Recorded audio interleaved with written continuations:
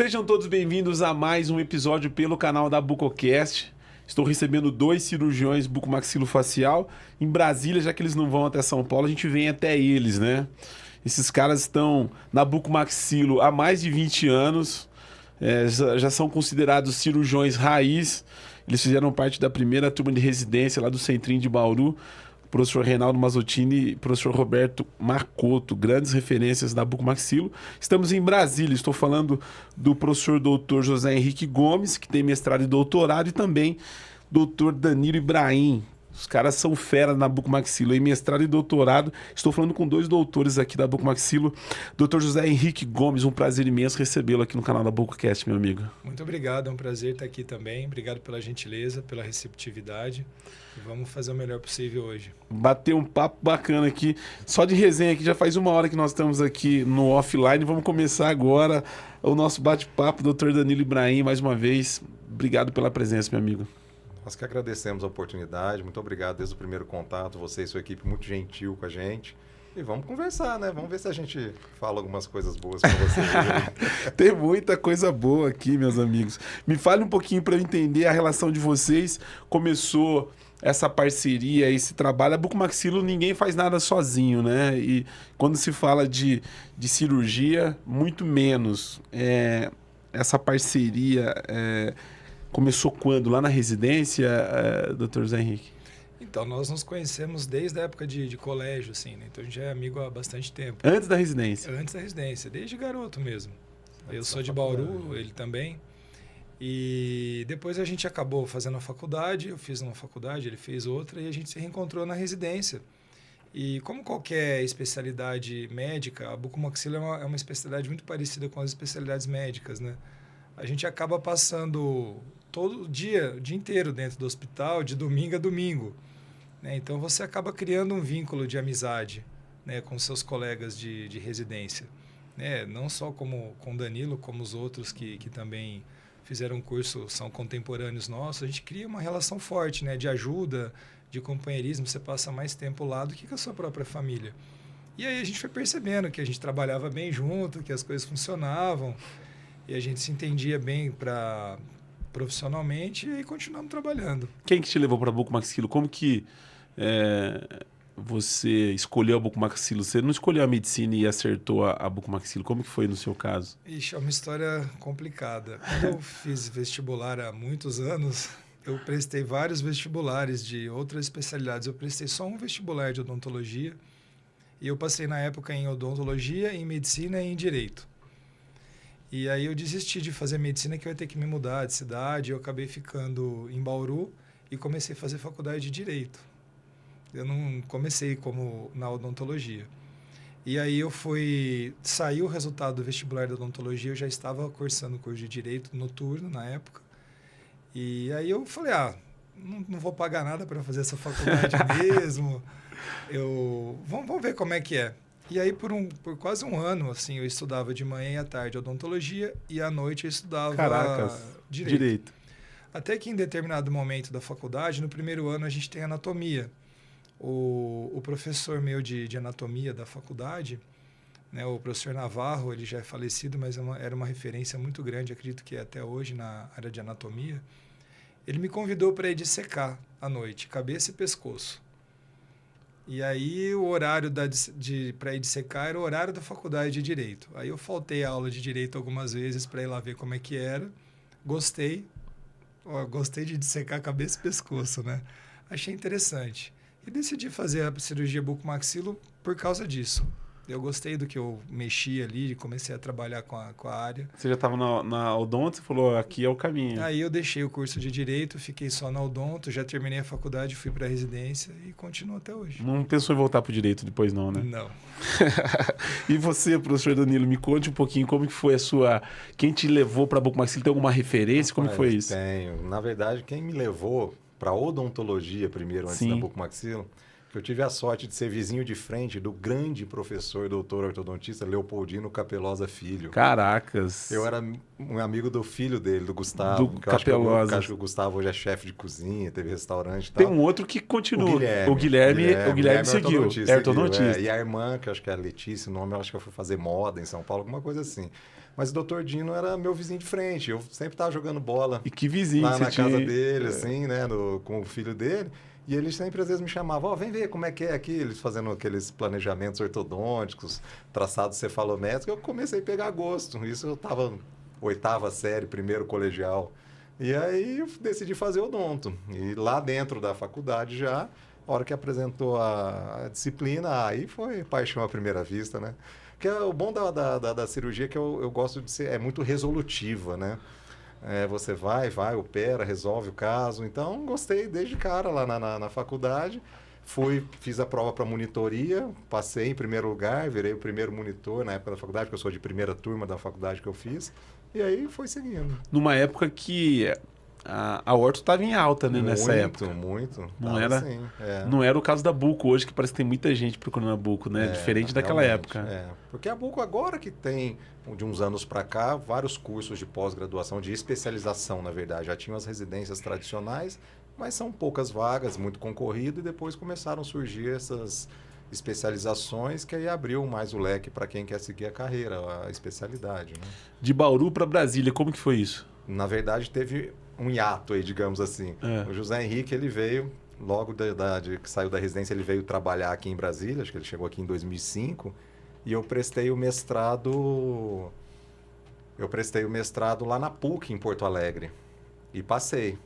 Aí eu fui fazer o mestrado, nos anos de 2005, 2006, já emendei o doutorado. Aí, como o José Henrique sempre me falava que o mercado de Brasília, né? O mercado é bom, vem trabalhar aqui, né? Pra gente trabalhar junto. Aí acabei vindo para Brasília. Ele já trabalhava numa clínica aqui grande, assim, mais uma área de implantodontia. Ele falou, não, vem trabalhar aqui. Aí eu acabei vindo, me mudei e a gente continuou a parceria. Mas mesmo lá em Porto Alegre, quando tinham cirurgias aqui, grandes, né, pacientes dele, bucomaxilo, assim, aí eu vinha, pegava o avião, vinha, operava e ia embora. Aí foi assim. E ficou? Ficou. Me fale aí, vocês hoje estão à frente de alguns hospitais, como que é esse serviço que vocês atendem aqui na cidade de Brasília?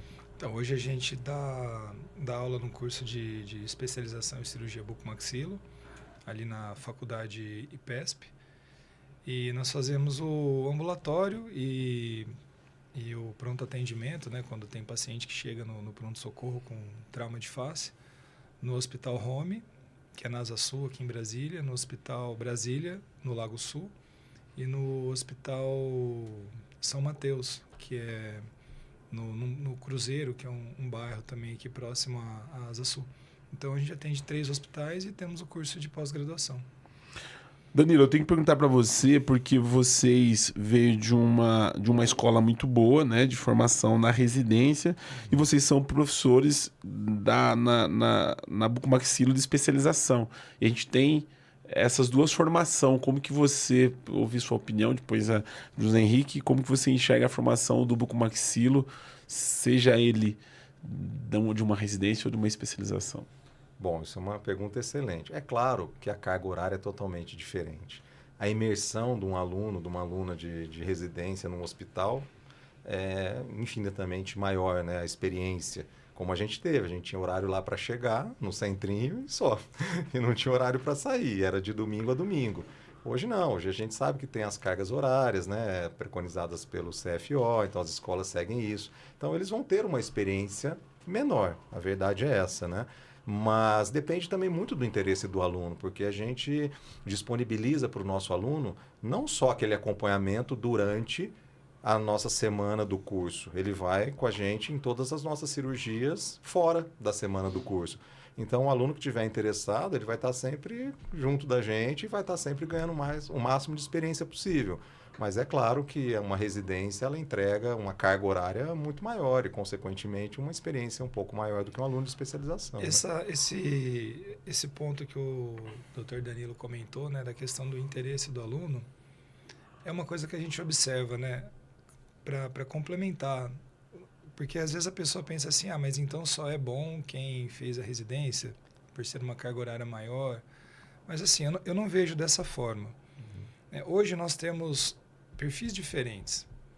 Então hoje, você que já é mais antigo na profissão, já tem família, você já tem responsabilidades financeiras maiores, é muito difícil você, quando tem pessoas que dependem de você, fica como nós ficamos na residência o tempo todo.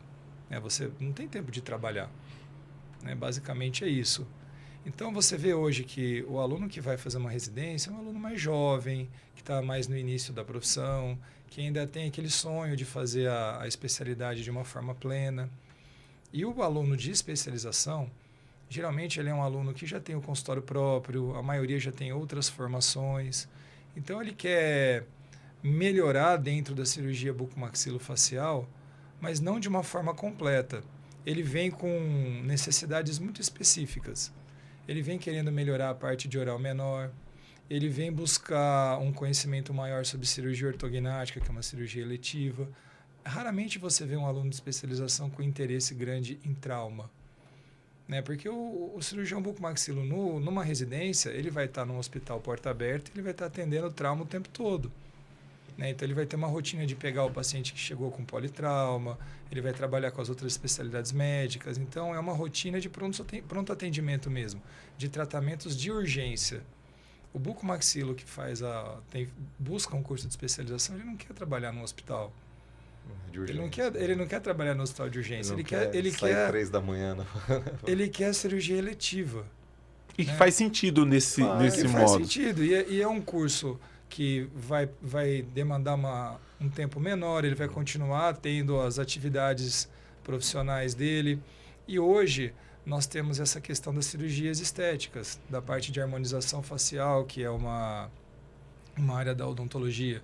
Então, nós temos hoje, procurando o curso de cirurgia bucomaxilo, muitos especialistas em harmonização orofacial.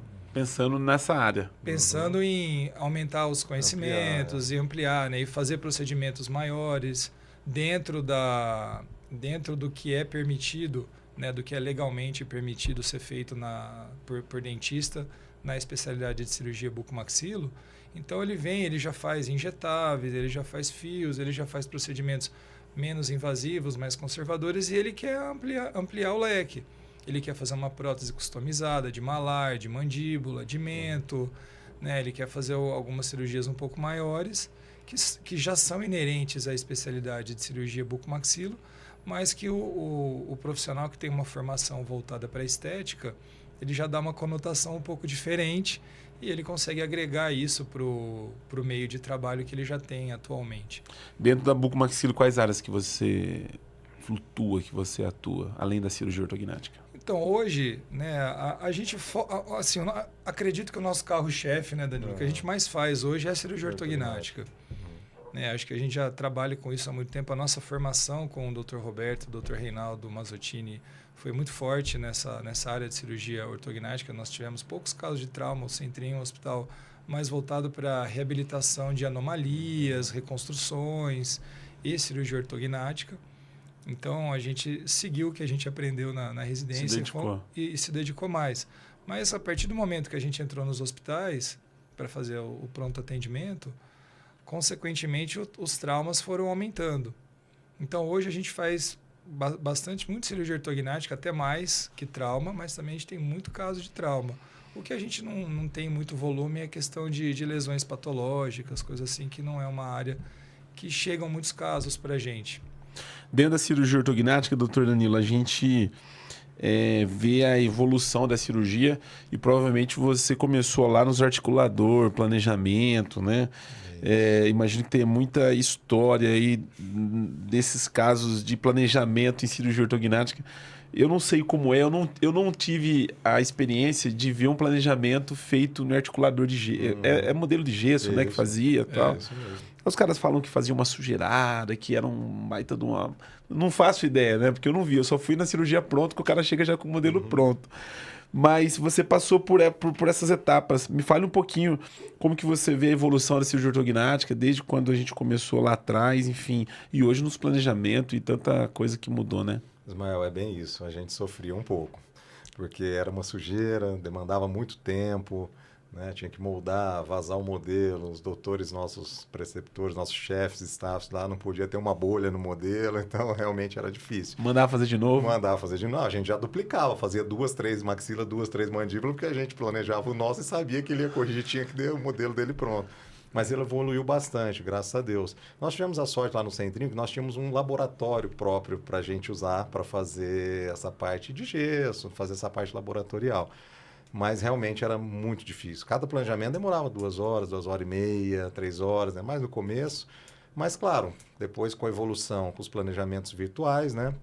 Tudo foi muito melhor. Mas essa parte foi muito, muito importante porque nos deu uma base muito boa.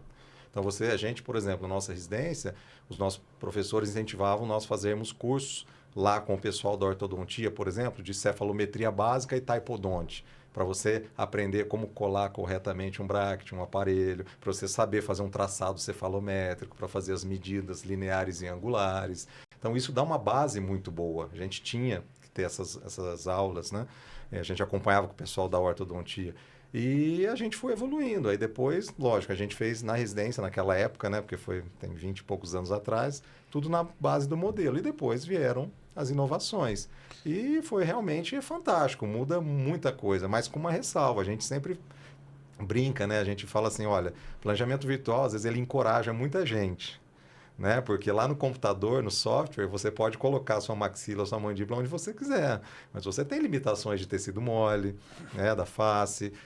A gente brinca que você pode estar errando precisamente, né? Com muito mais precisão, porque você pode estar errando só que milimetricamente. Sim. Então, se você não tem uma base, um estudo desses conhecimentos, fica mais difícil, assim. Mas, claro que hoje a evolução, essa pessoal mais jovem já nasce na tecnologia, mas a base é fundamental. Ter o conhecimento básico é muito importante para a gente poder usar como uma ferramenta a nosso favor a tecnologia, não tenha dúvida. Hoje é muito mais prático a gente fazer um planejamento. Em 5, 10 minutos, a gente consegue fazer um planejamento no software, desenhar as goteiras e mandar imprimir, né? Então... Sobre essa questão do planejamento, é uma coisa que a gente conversa muito, inclusive, com os alunos. Porque você falar com um aluno hoje que acostumou, desde criança, ter um celular na mão, é complicado você falar para eles de gesso, de articulador, de arco facial. A gente tinha uma serra de açougue para cortar o gesso. Para ser mais rápido. Mas assim, nós nos consideramos felizes por termos passado por isso. Porque eu acho que essa parte, como o Dr. Danilo bem disse, essa parte nos deu uma base para a gente ter uma visão crítica sobre hoje a parte toda do fluxo digital que a gente vive. E eu acredito, nós acreditamos, né? Que o fluxo digital ele veio e vai tomar conta e a questão é ficar cada vez mais digital. Né? A questão manual ela vai diminuindo. Né? Mas no início nós produzimos na residência, depois quando nos formamos por um bom tempo, a gente ainda continuou trabalhando dessa forma. O planejamento virtual ele não começou efetivamente em 2005. Ele foi começar uns 5 anos pelo menos, ou mais até para frente disso. Que ele foi realmente confiável. Porque no início a gente conseguia fazer algumas partes, mas fazer todo o planejamento e finalizar do início ao fim até a produção do guia, demorou até chegar nesse ponto. Então, da época que nós produzimos tudo artesanalmente, vamos colocar assim, né? Modo raiz. Isso. Então, essa questão de ser raiz nos fez pensar sobre o assunto e entender o que as coisas estavam acontecendo.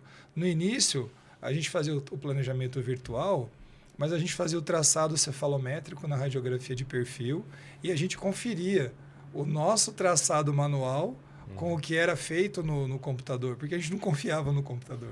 A gente confiava mais na gente. A gente chegava a fazer a cirurgia de modelo, inclusive, e levava as goteiras feitas no modelo, porque se a do planejamento tivesse dado errado, a gente tinha a nossa de garantia. Não, mas isso tem até hoje cirurgião que faz isso. Que o cara faz o planejamento e ele leva porque ele não confia. Não, os guias cirúrgicos que nós fazíamos antes, que nós produzíamos à mão, né, vamos colocar assim, com resina acrílica, a gente acredita ainda hoje que eram muito melhores do que os que são feitos hoje com impressora 3D.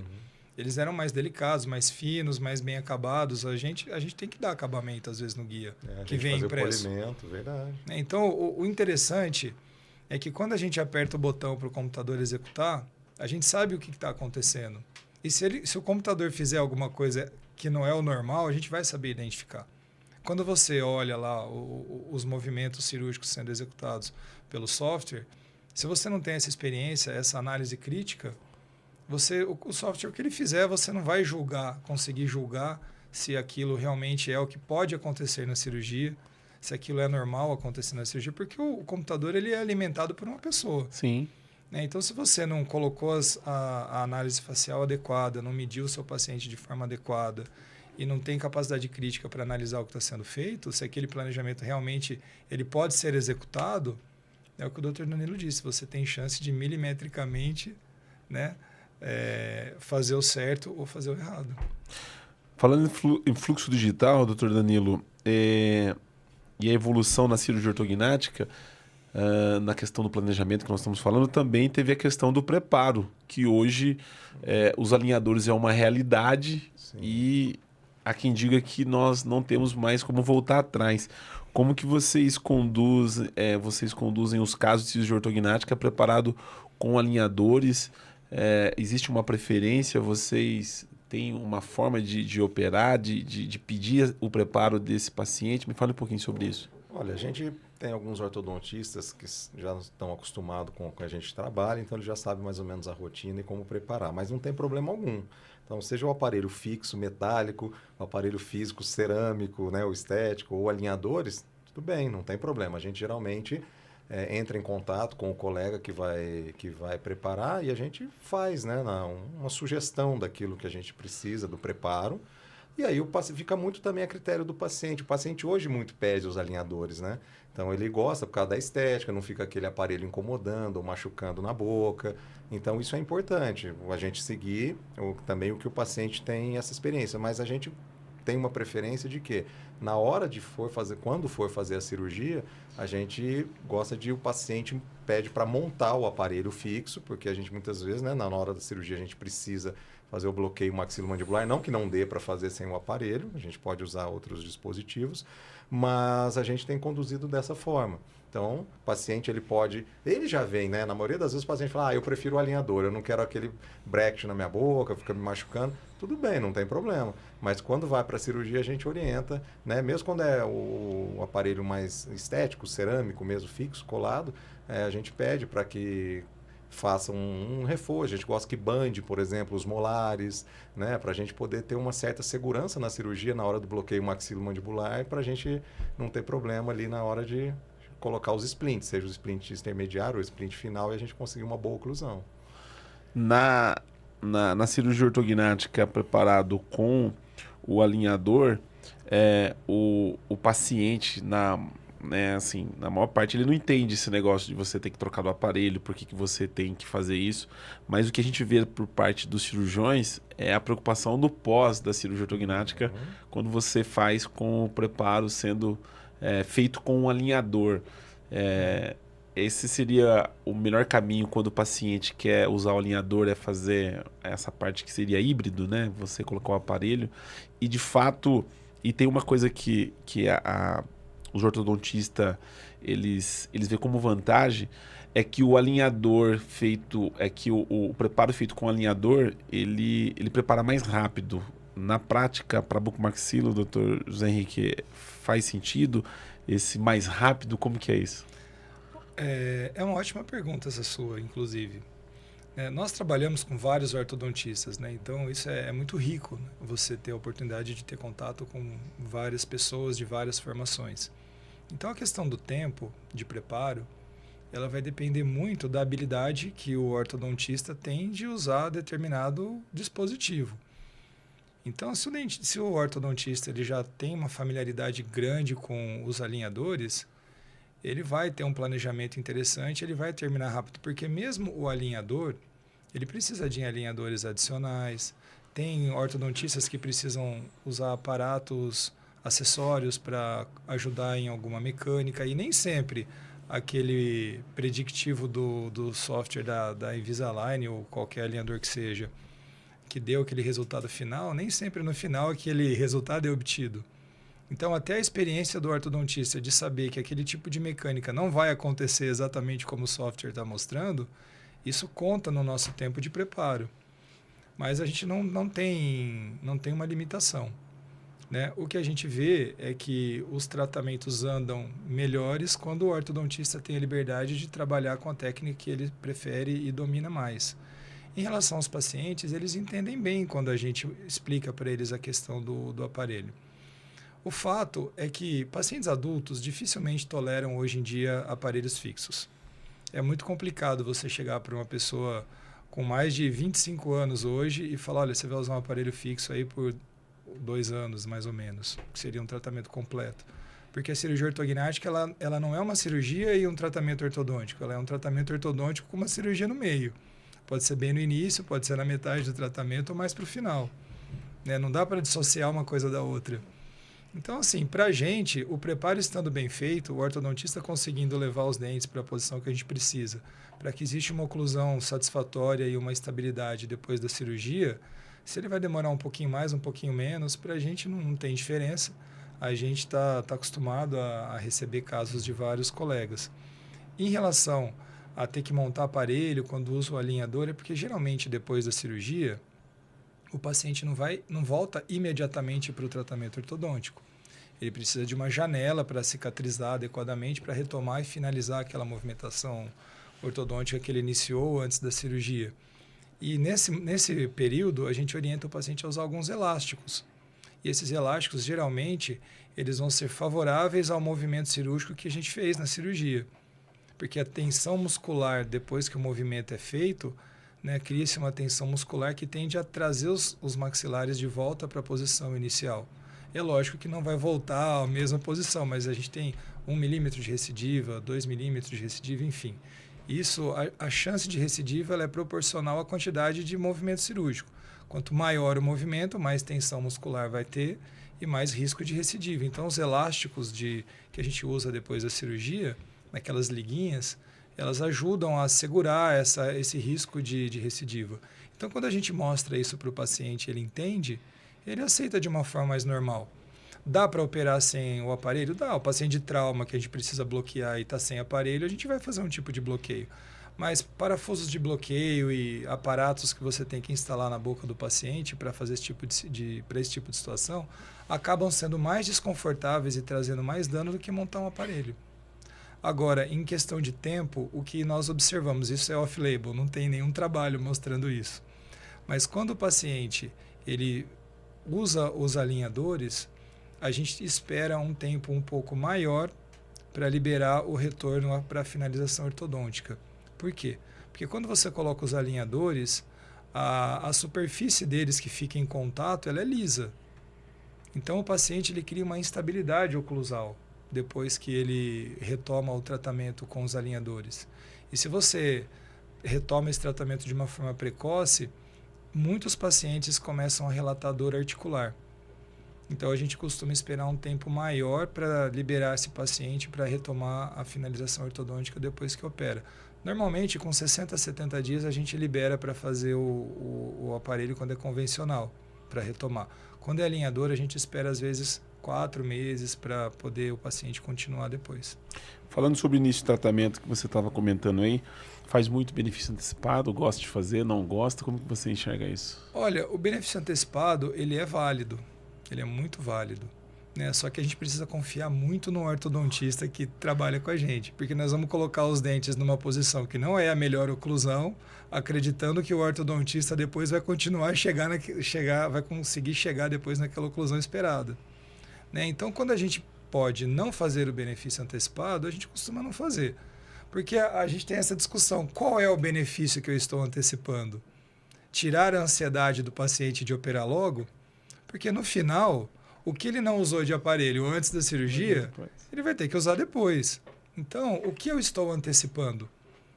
Qual é o benefício que está sendo antecipado? Então, normalmente, a gente pensa mais nesse tipo de situação em pacientes com apneia grave. Então, quando o paciente é portador de apneia obstrutiva do sono severa, né, ele vai ter várias paradas, vai ter taquicardia, problema cardíaco, enfim. Então, é um paciente que, às vezes, ele não tem condição sistêmica, né, condição de saúde para aguardar um preparo ortodôntico aí de 1 ano. Então, aí para esses casos, a gente entende que vale muito a pena o benefício antecipado. Mas, normalmente, se não é um problema para o paciente, a gente faz o convencional. Faz o preparo, coloca a cirurgia numa oclusão muito mais estável, porque a ortodontia prévia já foi realizada, e depois o paciente conclui, né? Se quiser complementar com alguma coisa... É isso mesmo. A gente sempre opta pelo tratamento mais tradicional, porque gera mais estabilidade no pós-operatório. Uma oclusão mais encaixada, principalmente em grandes avanços, onde tem aquela chance da recidiva, da contração muscular, uma oclusão mais encaixada do paciente é mais estabilidade. Então, E essa pergunta, qual é o benefício que nós estamos antecipando? Né? O paciente, você falou uma coisa que é interessante, né? Eu já falei várias vezes sobre esse assunto, mas esse benefício parece que ele está mais para o paciente de uma ansiedade que no final não vai acabar compensando tanto, né? Exato. E você tem riscos de não ter uma finalização tão boa, né? Porque, né? A gente não vai trabalhar com um ortodontista que não tem experiência em cirurgia, acho que nem ele vai Mas às vezes tem os dois heróis, né? Tem o cirurgião e tem o ortodontista, sabe que tem, né? Os dois heróis. Exato. Falando de fazer e não fazer, vamos falar da minimamente. Faz, Danilo, a minimamente invasiva. Como que você enxerga essa técnica? É outra resposta que talvez parecida com o benefício antecipado, né? Mas... Não, sim, a gente... claro, é uma técnica que está aí, atual, comprovada, não tenha dúvidas. Nós tivemos a sorte de em 2023, na Alemanha, conhecendo a fábrica da KLS Mart, né? Uma empresa muito conhecida do nosso ramo. Nós tivemos a sorte de, naquele momento, termos a aula, né, com o professor que desenvolveu a técnica minimamente invasiva. Então, assim, não é uma nossa realidade, né? A gente acredita, claro, tudo bem indicado, né, Ismael? A gente sabe que tudo bem indicado funciona bem. Mas os nossos casos, sei lá, 98% por aí ou mais, são casos realmente de grandes avanços com problemas respiratórios. Então, a gente prefere a técnica convencional, principalmente porque nos grandes avanços, né, na mandíbula, a gente precisa de uma osteotomia, que a gente gosta de fazer uma osteotomia um pouco mais longa, né, como a gente aprendeu lá na residência, para que quando avance a gente tenha contato ósseo entre os segmentos proximal e o segmento distal, melhorando muito mais a estabilidade, proporcionando, né, uma neoformação óssea melhor para o paciente. E a gente, porque, né, quando é um avanço muito grande, a gente prefere não usar essa técnica, porque a gente fica com receio da questão da estabilidade pós-operatória. O Danilo falou 98, eu acho que dá para falar 100%, né? Quase que impossível minimamente nesses grandes avanços, né? A gente acredita na técnica. Claro. E nós fizemos essa pergunta para o professor. Como que... É que é difícil, a gente não tem um crânio, alguma coisa aqui para mostrar um desenho esquemático, né? Da diferença da técnica da minimamente para convencional. Mas nós perguntamos para ele, né? E num grande avanço para um paciente que tem apneia obstrutiva do sono, como é que seria feito? Ele, não, a gente modifica a osteotomia. Né? Então, ele sugeriu que fosse feita uma inclinação da osteotomia para anterior, né? E para você conseguir manter um mínimo de contato ósseo. Mas nessa modificação de técnica que o próprio cirurgião que desenvolveu sugeriu para a gente não tem nem metade do contato ósseo e estabilidade pós-operatória que a gente consegue com a técnica convencional. Então, se você faz uma cirurgia que você precisa de um grande avanço com uma técnica que você tem que modificá-la para conseguir chegar no resultado que você precisa, e mesmo com essa modificação você ainda não tem a mesma estabilidade que a outra, para que eu vou submeter meu paciente a um risco assim? Mas o tempo cirúrgico, a morbidade... Nós conhecemos colegas aqui de Brasília que fazem cirurgia minimamente em 1h30, 2 horas, uma cirurgia completa. A gente demora para fazer uma cirurgia completa na técnica convencional, mais ou menos umas 3 horas, 2h40. Maxila, mandíbula e mento. Exato. Alguns casos demoram um pouco mais, mas na média umas 3 horas. Então eu não vejo um ganho tão grande em tempo cirúrgico. Né? 1 hora a mais, mas uma estabilidade melhor, menor risco de recidiva, menor risco de problemas com fixação, estabilidade cirúrgica ou pós-operatória melhor, vale o risco. Né? Que risco? Então a gente acredita que para esses casos que são grandes avanços, na nossa experiência, a técnica convencional funciona melhor. Mas para avanços pequenos, para casos de pequenas assimetrias, por que não? Então, nós acreditamos na técnica da minimamente invasiva, mas nós não acreditamos que ela venha para resolver qualquer situação. Como qualquer técnica, né? Nada é 100%. Então, ela é mais uma ferramenta importante, né, que a gente tem à disposição para resolver os casos cirúrgicos. Cada paciente é um diferente e tem uma necessidade específica, né? Esse é um dos pontos que a minimamente prega, né? É o pós-operatório, né? Que é mais tranquilo. E tempo cirúrgico, né? E hoje você consegue fazer uma cirurgia com todas as tecnologias, piezo, questão de pós-operatório. Cirurgias que no pós não vai refletir tanto nessa questão do inchaço, do edema, no modo convencional, né? É possível. Olha, a gente opera há muito tempo. E duas coisas que a gente acredita que fazem diferença, assim, que é fácil de visualizar, é o tempo cirúrgico, claro. Se você demora 3 horas para fazer uma cirurgia, você vai ter um pós-operatório diferente de um caso que você demora 7, 8, né, para fazer o mesmo caso. E a questão da anestesia também ela é relevante. Então, inicialmente, quando a gente começou a operar, a anestesia geral ela era predominantemente inalatória. Então, o fato de você não ter tanto controle sobre a droga anestésica, às vezes a gente terminava a cirurgia, o paciente ficava mais de hora anestesiado até acordar ainda. Então, isso também levava a um pós-operatório com mais sangramento, com mais edema. E hoje, né, nos hospitais que a gente opera com mais frequência, nós temos equipes anestésicas muito boas, pessoal com muita experiência. E a anestesia geral hoje ela é predominantemente venosa, então o anestesista ele vai usar a droga calculada pelo peso do paciente. Então a gente avisa o anestesista que está terminando a cirurgia com uns 10 minutos, o paciente acorda junto com o fim da cirurgia. Então isso também faz muita diferença. O anestesista conseguir manter o paciente com hipotensão, com a frequência baixa durante o procedimento todo, nos momentos críticos principalmente da cirurgia, você fazer a parte da maxila, por exemplo, com uma pressão próxima da pressão normal do paciente, você vai ter um sangramento muito grande. Isso vai promover edema, equimose, pós-operatório pior. E quando você tem um anestesista que consegue controlar isso, é claro, eu não estou considerando algum acontecimento cirúrgico, um rompimento de vaso, uma hemorragia de transoperatório, alguma intercorrência cirúrgica. Não, só o fato em si.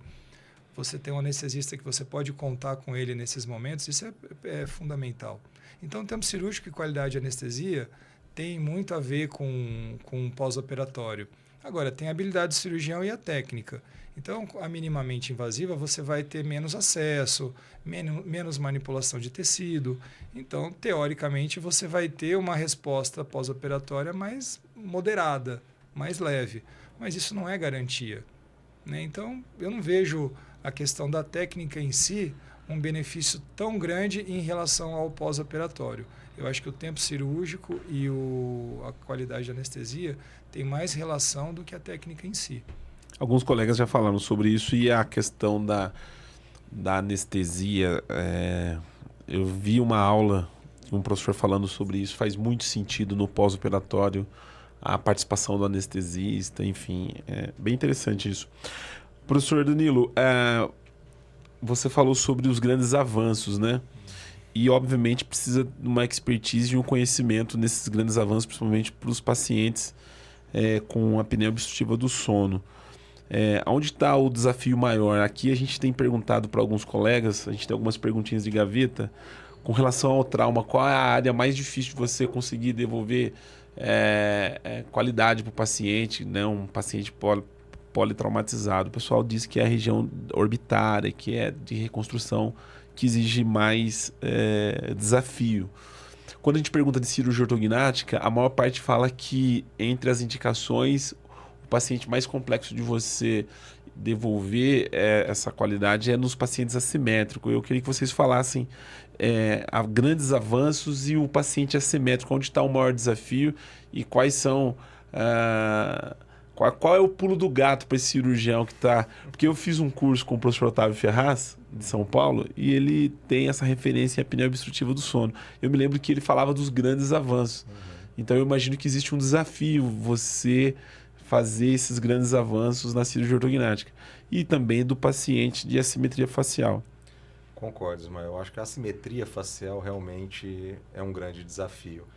Porque o que acontece? O paciente ele tem uma expectativa muito grande, né? Porque geralmente o paciente, né, passou aquela fase da infância e adolescência com aquela assimetria, onde realmente foi motivo de chacota, de bullying, isso a gente sabe que acontece, mas ele tem uma expectativa muito grande, mas a gente tem uma limitação também que é importante, a gente sempre pontua isso para o paciente, que é a questão do tecido mole.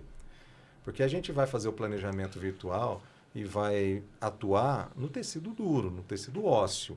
Então, muitas vezes, o tecido ósseo a gente consegue realmente corrigir. Mas imagina um paciente láterognata, onde um lado, a pele está mais esticada, cresceu mais para um lado. Na hora que você corrige, aqui existe um acúmulo de tecido muito maior do que aqui. Então, muitas vezes, pode ficar ainda uma assimetria facial de tecido mole. Por mais que o paciente faça uma tomografia pós-operatória, você coloque lá no software e meça as estruturas de tecido duro, esteja tudo simétrico ou muito próximo disso, né? Mas existem ainda umas assimetrias da questão do tecido mole. Isso a gente deixa muito claro para o paciente, que muitas vezes ele pode pensar de fazer algum tipo de retoque, pode pensar em fazer um tipo de preenchimento, né? Por que não? Mas a questão do tecido mole eu acho que é mais difícil de controlar. Porque um tecido cresceu mais do que o outro. Aí quando corrige, muitas vezes tem um acúmulo desse tecido que cresceu mais. Claro que vai acomodar, os tecidos vão acomodar, vai demorar algum tempo. Mas essa questão do tecido mole, o paciente realmente, às vezes ele pergunta, né? Então a gente já deixa muito bem pontuado. E a questão dos grandes avanços, realmente você precisa ter uma expertise, porque não é realmente fácil você fazer um grande avanço. A gente, graças a Deus, teve um treinamento no hospital onde a gente tinha muito paciente sindrômico, né? Então, o paciente fissurado por si só, ele é um classe 3 clássico, né? Porque a maxila não desenvolveu no sentido antero-posterior, tem muita fibrose. Então, para você avançar isso, realmente a gente toma muito cuidado. O Dr. Zé Henrique falou muito bem, a questão do anestesista é muito importante. Então, quando a gente faz grandes avanços, principalmente da maxila, a gente toma muito cuidado na questão do rompimento da artéria palatina.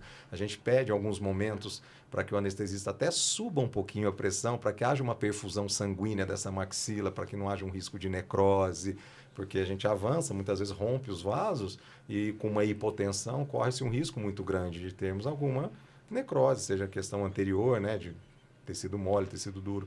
Então, realmente, são casos que são desafiadores. Isso a gente foi aprendendo, né?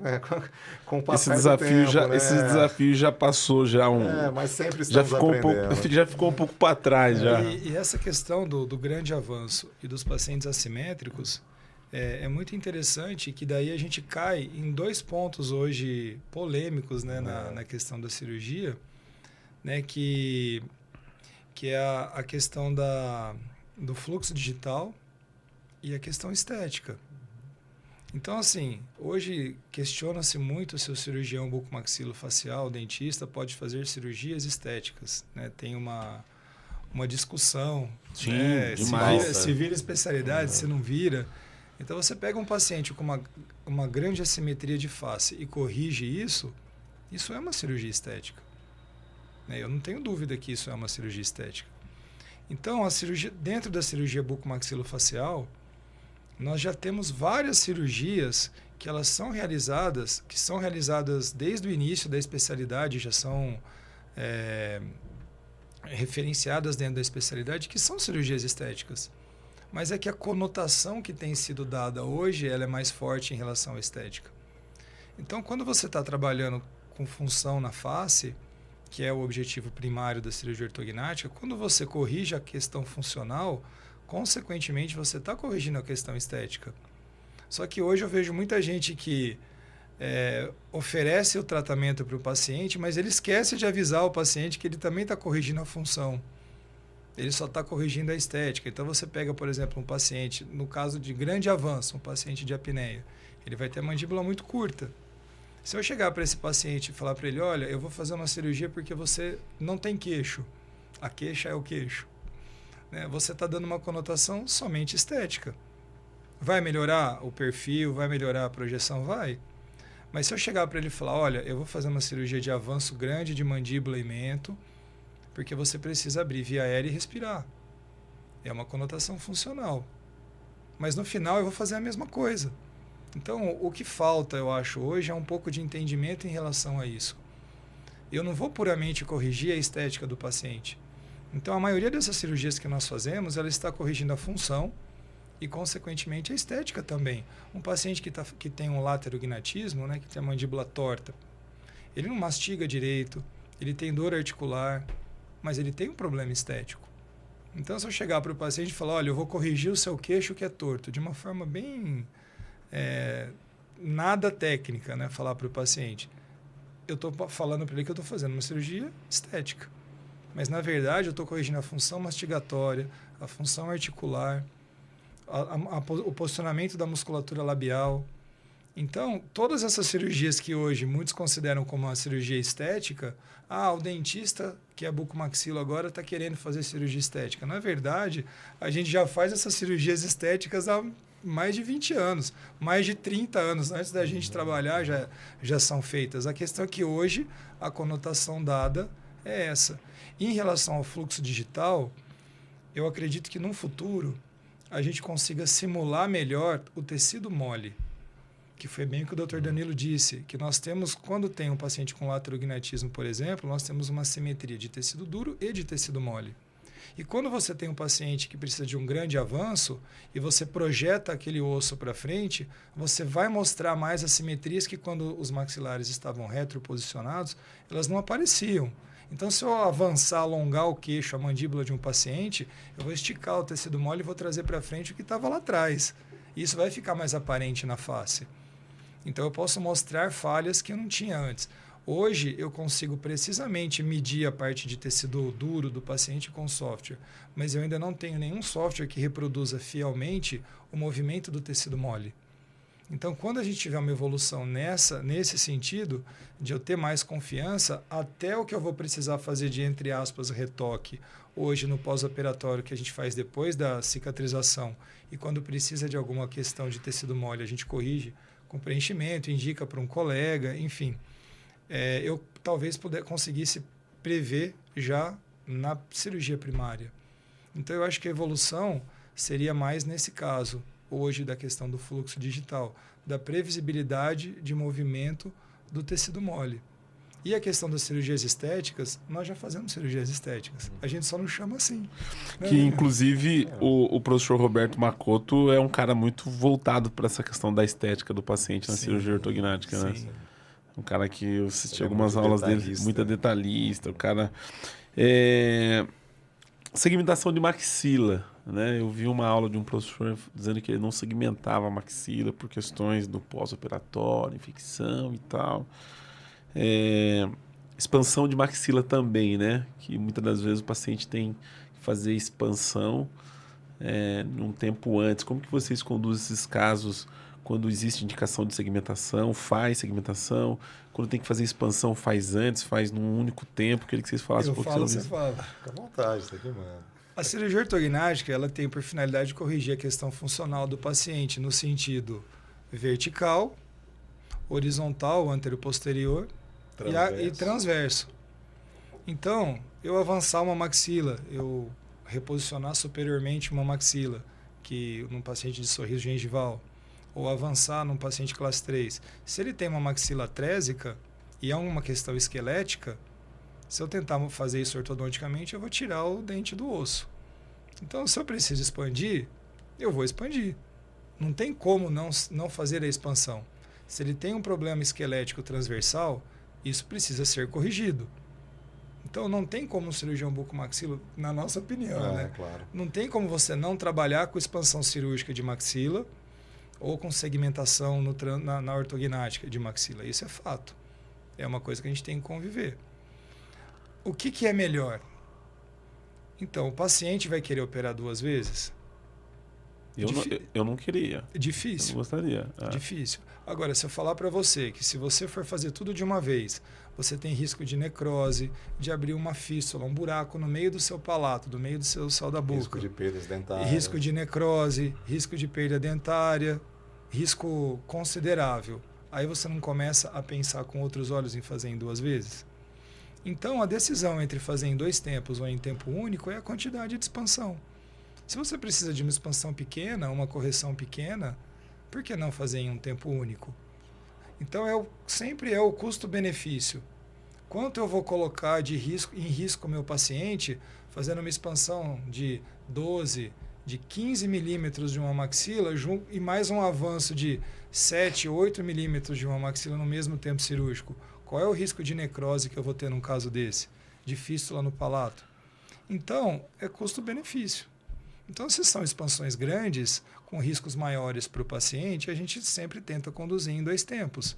Se é uma expansão menor, com menos movimento, com menos risco, a gente não vê problema em fazer num tempo único. Professor Danilo, quando você fala de função, parte funcional, o paciente ele tem uma noção, mas ele não tem tanta noção. Quando é oclusão, você consegue mostrar para ele. Agora, quando entra nessas questões, por exemplo, de expansão, enfim, ele não tem muita noção na cirurgia ortognática. Mas quando fala de estética, ele sabe falar exatamente o que ele quer, principalmente quando é a mulher, a questão do nariz, o que vai acontecer, como que você tem recebido esses pacientes e como que você tem lidado com essa exigência da estética, já que a gente estava falando sobre isso também, para poder, muitas das vezes, trabalhar essa expectativa do paciente, porque nem sempre que o paciente vê lá no Google, ele vem falando, olha, eu quero meu queixo assim, a condição anatômica desse paciente possibilita isso. Como que você trabalha isso? Porque uma vez que o paciente, depois da ortognática, não ficou contente, por mais que sua cirurgia fique boa, é frustrante para ele. Como que você trabalha esse quesito? Claro, isso é muito importante. Sua pergunta é muito subjetivo, claro, a questão estética, mas a gente deixa muito bem claro, né, que nossas cirurgias, elas são em caráter funcional. Claro que tem um envolvimento estético, como o Dr. José Henrique falou. Primeiro, porque se não fosse, nenhum plano de saúde ia autorizar a cirurgia, né? Porque tem que comprovar a funcionalidade dela. Mas a gente também tem o costume de dizer para o paciente mais ou menos aquilo que vai acontecer. Nós podemos prever alguma coisa, mostrando inclusive aqueles videozinhos do planejamento virtual, quando ficar pronto, aquilo dá uma noção para o paciente. Mas a gente deixa muito bem claro que após a cirurgia, regressão de edema, acomodação dos tecidos moles nas novas posições dos maxilares, isso vai demorar pelo menos uns 6 meses, 6, 8, 10 meses. Então, a gente já deixa muito bem claro para o paciente que existe uma modificação da face dele durante esse período. Então, não dá para querer tomar uma decisão dele fazer uma cirurgia estética, uma rinoplastia, alguma coisa logo a seguir. Ou a gente não acredita nessa questão a gente respeita, tem colegas que fazem isso, que já chegam, né, e operam o paciente no mesmo tempo cirúrgico, fazer a ortognática e convida um colega, um cirurgião plástico, um otorrino, nesse sentido, para fazer uma rinoplastia no mesmo tempo cirúrgico. Então, a gente também prefere ser mais cauteloso. Mas a gente deixa muito bem claro que, né, haverão mudanças na face do paciente, com o decorrer do tempo, que precisa estabilizar. Enquanto não se estabilizar essa nova posição do tecido mole, a gente não tem como a gente chegar e julgar, falar, ficou bom, não ficou, vai procurar um profissional sim ou não vai. Então, a gente espera isso tudo acontecer e aí o paciente é muito ciente disso. E caso precise realmente de uma questão estética, um retoque, a gente geralmente encaminha para os colegas para a gente possa poder ter um resultado melhor para o paciente. Mas eu entendi aonde ele quer chegar com a pergunta. É que tem paciente, acho que é isso que você está querendo dizer, o paciente chega no consultório e o questionamento dele é estética. Principalmente hoje em dia, interrompendo, hoje em dia a gente vê muito essa questão da prótese do mento. Né? A gente vê essa questão estética muito forte, mas muitos colegas às vezes não vê a necessidade da respiração do paciente. Entendeu? Então o paciente ele chega lá, ele não quer falar de função. Você mostra para ele que ele ronca, você mostra que ele não tem selamento labial passivo, você mostra que a oclusão não está legal, que ele tem interposição de língua, enfim. Mas a preocupação é a estética. Então, quando a gente tem esse tipo de paciente, e não é tão incomum hoje em dia, então o que a gente faz com esse tipo de paciente? Primeiro, a gente explica o problema funcional. olha, você vai operar por uma questão estética primordialmente, né? O seu objetivo maior é esse. Mas a sua cirurgia, o objetivo dela é corrigir a função A, B, C, D, enfim, isso que está errado. Em relação à estética, o que vai acontecer é isso, e a gente mostra o que vai acontecer esteticamente. Por exemplo, o mento vai vir para frente, a gente consegue mostrar na simulação o perfil novo do paciente, ele pode optar em ficar um pouco mais projetado ou menos. A largura do mento a gente pode trabalhar. Às vezes o paciente tem uma face muito quadrada, essa região muito larga. Geralmente as mulheres, elas querem ter uma região do mento um pouco mais fina, ou o homem tem a mandíbula muito fina aqui na frente, que é uma mandíbula mais larga. Quadrada, né? Mais quadrada. A gente consegue alargar um pouquinho essa base. Então, esses detalhes dá para ser conversado com o paciente. A questão do nariz é uma questão muito importante, porque quando você faz grandes avanços de maxila, obrigatoriamente a base do nariz vai alargar. Então, o paciente tem que estar ciente disso. Às vezes, ele quer fazer uma rinoplastia antes da cirurgia. Então, às vezes, ele quer fazer durante a cirurgia. Temos colegas que fazem, eu não julgo essa questão. A gente opta por, sempre que possível, fazer a rinoplastia num segundo momento. Por quê? Porque na ortognática, essa base toda que suporta o nariz, ela vai ser alterada. Então, quando eu tenho uma rinoplastia feita simultaneamente à cirurgia ortognática, toda essa remodelação da base do nariz que vai acontecer durante a cicatrização da ortognática é imprevisível. E isso pode alterar o resultado da rinoplastia.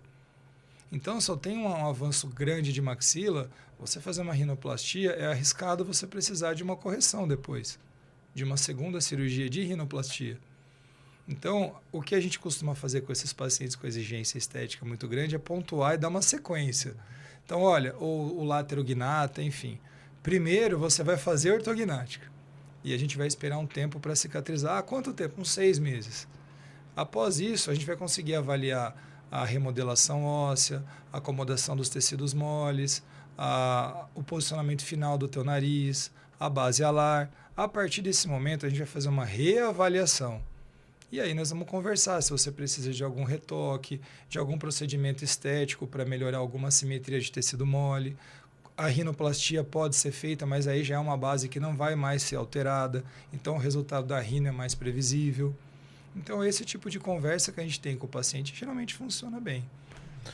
Meus amigos, eu preciso perguntar para vocês, porque alguns cirurgiões vêm aqui no nosso canal da Bucocast e são poucos que eu faço essa pergunta, mas eu sei que para vocês eu posso fazer, porque vocês são cirurgiões raiz, já estão há um tempo na caminhada, eles devem estar assim, o que ele vai perguntar para a gente?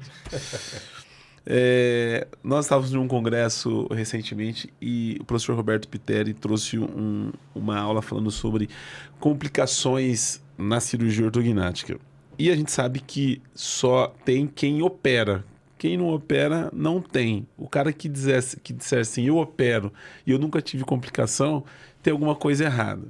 E nós temos aqui alunos de graduação, de residência. O nosso público aqui 90% são especialistas, são graduandos ou são alunos de cirurgia, enfim. Um pouco aí de paciente que nos acompanha. E vocês, obviamente, têm uma caminhada longa dentro da cirurgia ortognática. Como você lidar com os REOP, né? A gente sabe que hoje tem um número muito grande de REOP e aí julga cada um o porquê que tem esse número grande. Obviamente, a gente tem um número maior de colegas operando, diferente de se eu perguntar para vocês de 10, 15 anos atrás.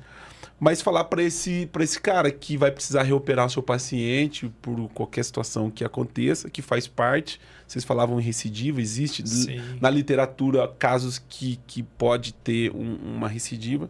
Mas eu queria que vocês falassem da experiência de vocês, como vocês lidaram quando tiveram situações que precisaram reoperar, como lidar com o paciente, o ortodontista, onde entra, né? O benefício antecipado, ele talvez é o campeão, talvez, de situações que levam o paciente a fazer um reop, porque, como a gente estava falando, se não tem um casamento perfeito da ortodontia, do caso certo, né, é possível de você passar por isso. Então eu queria abrir essa pauta, faltando 5 minutos para a gente terminar o nosso podcast, que eu acho que é importante, porque a gente tem bastante conteúdo aqui de cirurgia e tal, mas esses são são situações que eu acho que acrescenta muito, principalmente para esse cirurgião que está começando ou para esse cirurgião que tem situações que está vivendo isso. Eu acho que o ideal da gente começar essa resposta é com o que a gente sempre fala para os nossos alunos.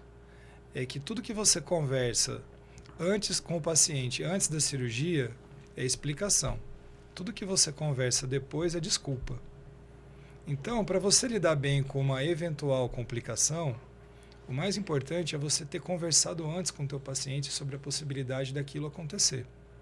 Então, por exemplo, todo paciente que faz ortognática tem algum nível de parestesia, que é ficar com dormência na face. É inerente, não é um erro cirúrgico, não é nenhuma complicação, eu acredito. Acho que é inerente mesmo. Só que se você não avisar teu paciente que ele vai ter parestesia e depois que ele tiver, ele vai achar isso estranho. Isso pode ser um problema para você. Então, as maiores complicações que eu vejo hoje não são técnicas, são de comunicação. E o cuidado que você tem com o teu paciente depois, para não haver uma quebra de confiança.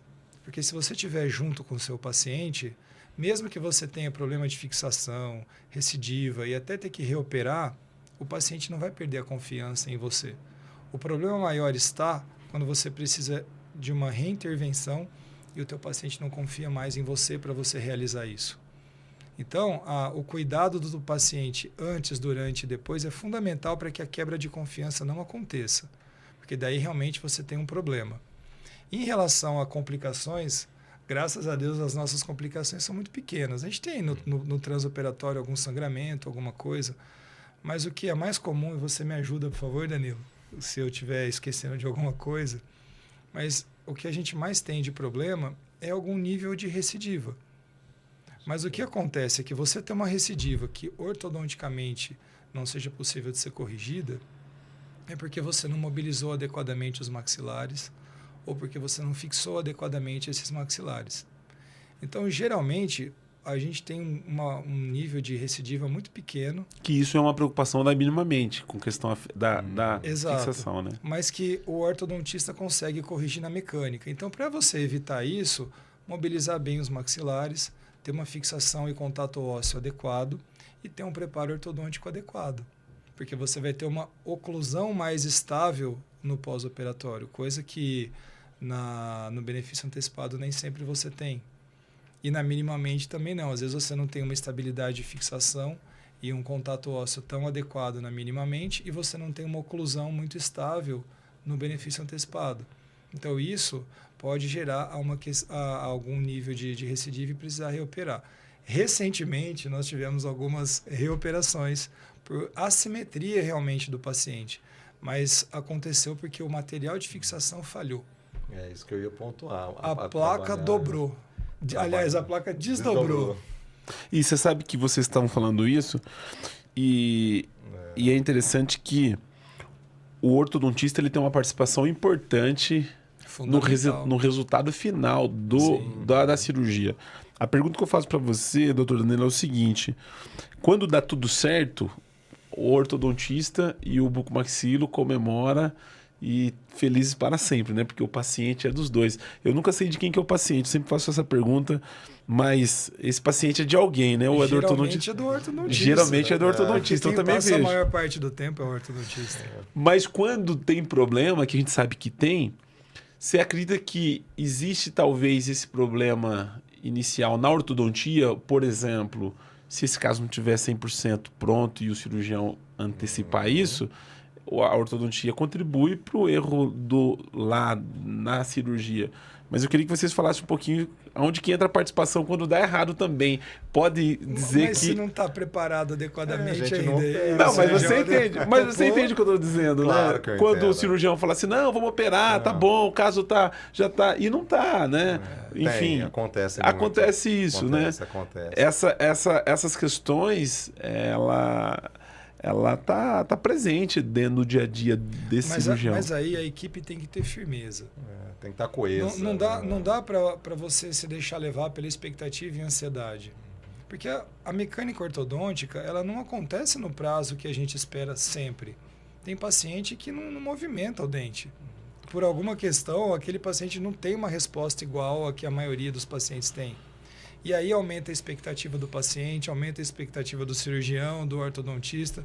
O negócio não está bem adequado, vamos assim mesmo. É nesse momento que a equipe tem que ter coesão e tem que chegar pro paciente e falar, olha, não está na hora ainda. A gente tem que aguardar ainda mais um pouco. E aí você não arriscar fazer um tratamento que você possa ter. Agora, para você ter uma oclusão tão ruim a ponto de comprometer significativamente a estabilidade, a ortodontia tem que estar muito ruim ainda. Muito é difícil você falar que o orto tem participação nisso, porque a decisão de fazer a cirurgia é do eu acredito que é a equipe cirúrgica que tem a responsabilidade. Porque o paciente vai falar, vocês me operaram, vocês decidiram me operar nessa época, por que não esperou um pouco mais então?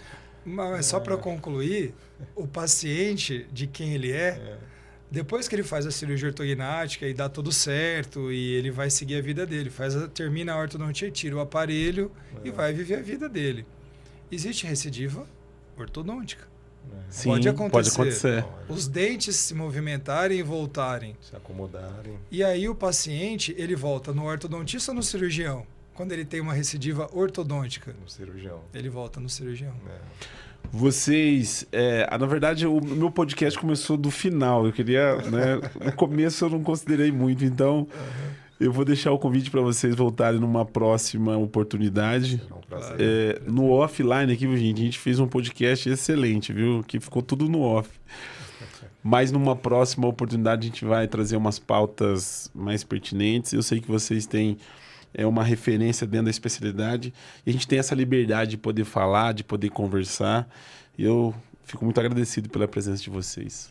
Claro, eu agradeço também pela oportunidade. Acho que nós tivemos a chance de discutir alguns temas polêmicos que as pessoas desconhecem e que são importantes para entenderem como que a especialidade funciona, a importância da cirurgia bucomaxilo dentro das áreas de saúde.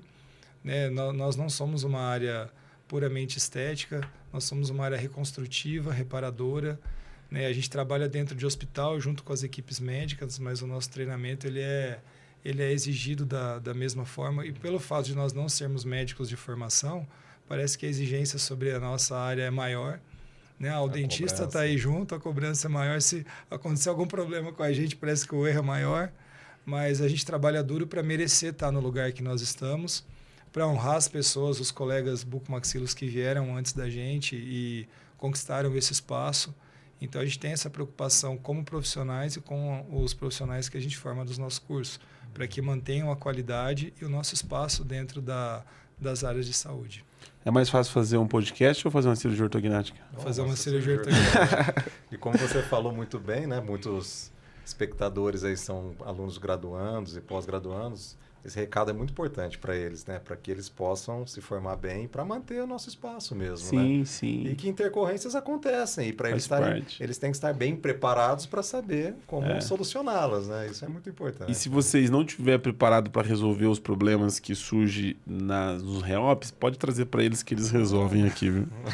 Obrigado, gente. Meus amigos, obrigado, viu? Pela participação de vocês. Obrigado, Ismael. Foi uma honra para nós, Professor, a oportunidade. E você conduziu de uma forma muito natural. Foi tranquilo. Eu que agradeço. Obrigado, meus amigos. Obrigado, gente. Você que nos acompanha pelo canal da Bucocast, não é inscrito no nosso canal, vai lá, se inscreva no nosso canal. Vamos colocar aqui na descrição do link, contato do Dr. José Henrique Gomes, Dr. Danilo Ibrahim. Se você tiver alguma dúvida também, estão à disposição. O nosso muito obrigado e até o próximo episódio.